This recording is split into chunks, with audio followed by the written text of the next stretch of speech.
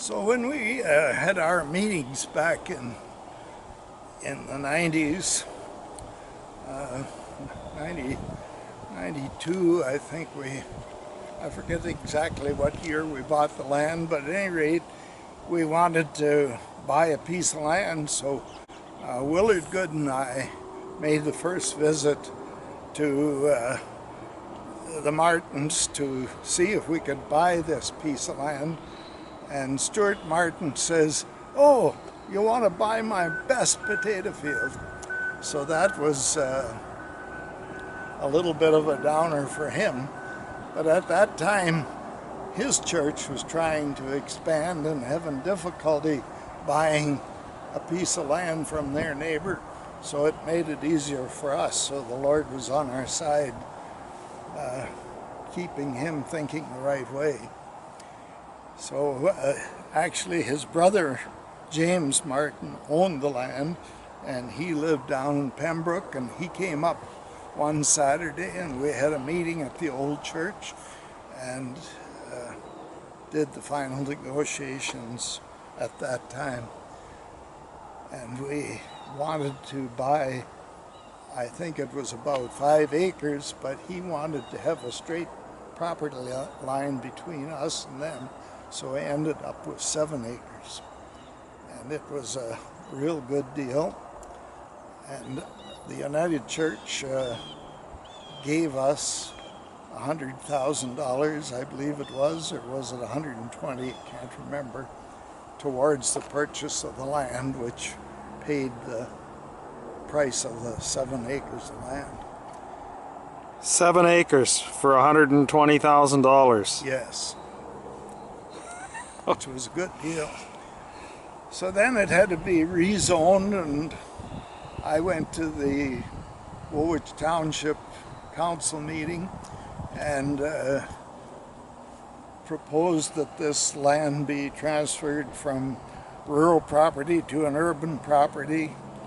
The property line was down the right side and had to be moved to the left side of the property to include it in the village. And there was a lady there, one of our neighbors down the road here, who was objecting to us building a church here because she didn't want the noise and lights and commotion of a church.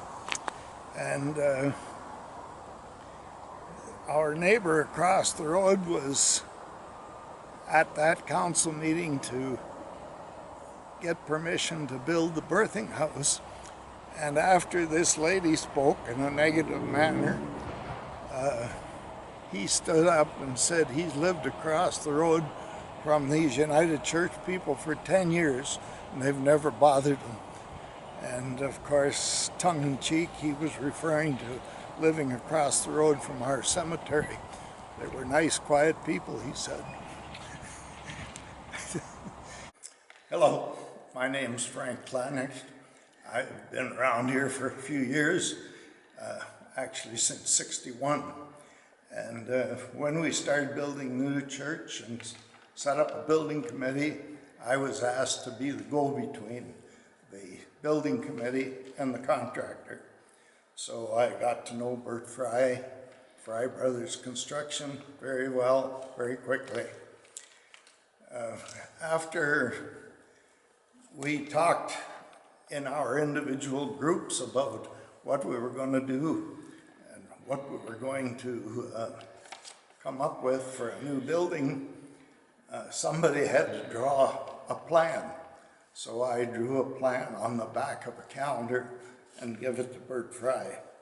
This plan consisted of one room, like a gymnasium, that was going to be a multi-use room as a sanctuary and a gymnasium. And we thought that we would have chairs in that gymnasium, and we thought a lot of things. And the Sunday school rooms would be around the outside of the gymnasium. So I gave this to Bert Fry, and he took it back to his office, and his architect looked at it, and they came up with what they thought we should have. And it's basically what we have now, with a gymnasium and a sanctuary, and pews in the gymnasium.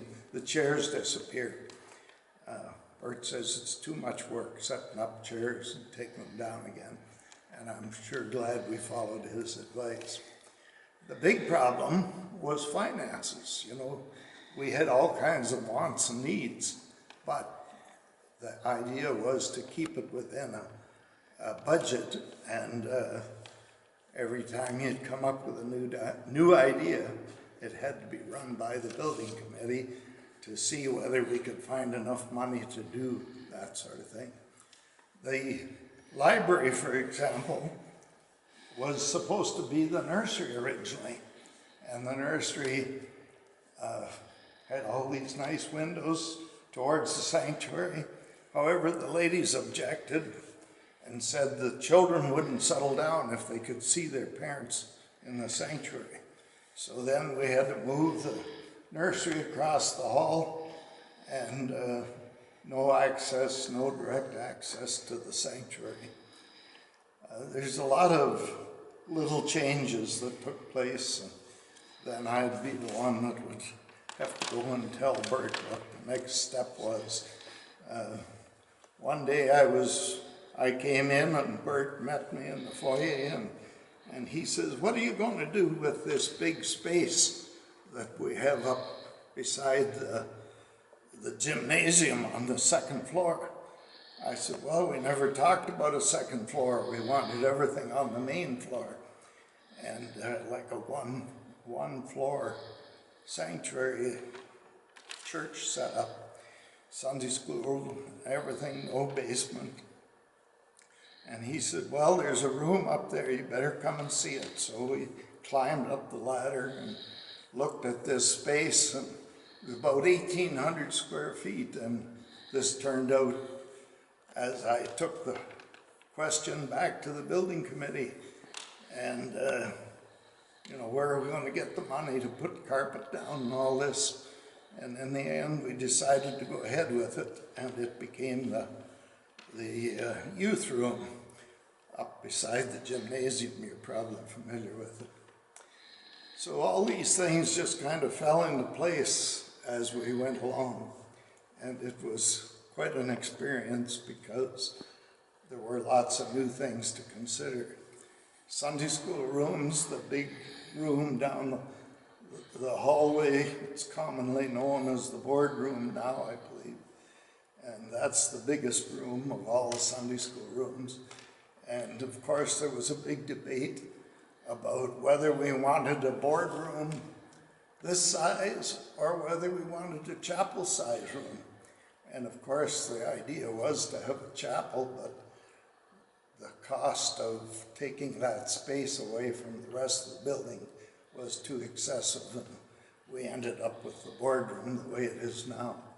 So altogether, there are 8 Sunday school rooms, or there were, and then the nursery, when it was moved across there were so many young people that the nursery had to be expanded, so that took 1 Sunday school room.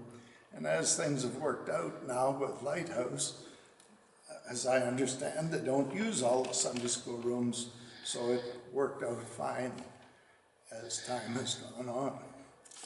So when we were building, we had lots of discussion about what would we do if we needed more room in the sanctuary. Because Brian Robinson always said that when we get a new church, we'll have a 35% increase in membership. And we were thinking, if we get that much of an increase, what are we going to do for room? So at any rate, we thought that if we needed to expand the sanctuary, we would create a balcony above the library.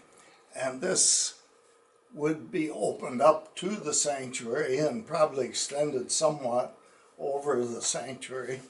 And to access it, you would go up the front stairway, and we would put a bridge across from the right-hand stairway across the foyer into the balcony area. And you'd need an egress too, and that would have to be worked out with a down stairway into the music room. So that was another thought that went through our minds as we worked through all these new ideas. The other thing I'd like to mention is that Richmond Heating did all the furnace work and air conditioning work, and Dave Hall and his family, his boys, did the plumbing in the church. And never did I realize that a plumber did so much digging. And Dave was just like a groundhog because of all the water runs through the building. That all had to be dug out of the gravel. And they did it all by hand, so it was a big job. I helped them with some of that digging too. I was good at that. I had lots of practice digging holes for telephone poles. So here we are in the music room. There was lots of debate about this little room and how we should access the front platform. So it was decided that we needed hallways around both sides of the sanctuary, and how wide they should be and all that sort of thing. So we ended up with this music room and the hallway out to the foyer and the hallway up to the platform. And the other thing that comes to mind is the crack in the wall here. Everybody wonders why that crack is there. And the reason is that when Fry Brothers ordered the steel for the construction of this area, they forgot to order a vertical steel beam for this corner. And as a result, they made a wooden beam out of 2x12s. And that wooden beam keeps shrinking year after year and continually cracks the plaster. I've repaired it twice, and probably other people have repaired it as well over the years.